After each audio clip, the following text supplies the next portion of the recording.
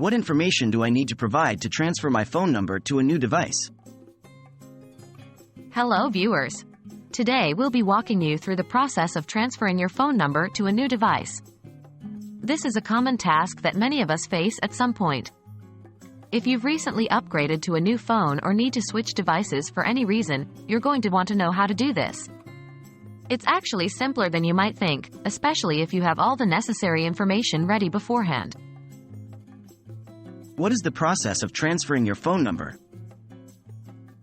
Transferring your phone number, also known as porting, is the process of moving your existing phone number from one device or carrier to another. Whether you're switching carriers or just devices, this process can be straightforward if you have all your required details handy. What information will you need? When you're ready to transfer your phone number to a new device, you'll need to provide certain information to your new carrier or to the service representative who's helping you with the switch. Here's the information you'll typically need. 1. Your current account number. This is the number associated with your current phone service. You can find this information on your bill or by logging into your online account. 2. Account holder's name.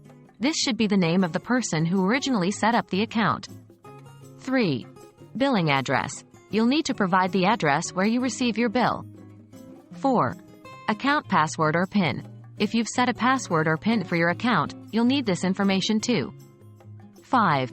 Your old device's IMEI number. This is the unique identifier for your current phone.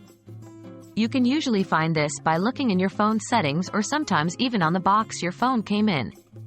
6. The new device's IMEI number. Similar to the old device, you'll also need the new device's IMEI number. What else might you need? Remember that while the above-mentioned details are generally required, you may need to provide additional information depending on your carrier's specific requirements. For example, some might need a Social Security number, SSN, or tax ID of the account holder. It's always best to call your new carrier and ask what information they require before starting the process. There you have it. If you have all this information ready, transferring your phone number to a new device should be a smooth process.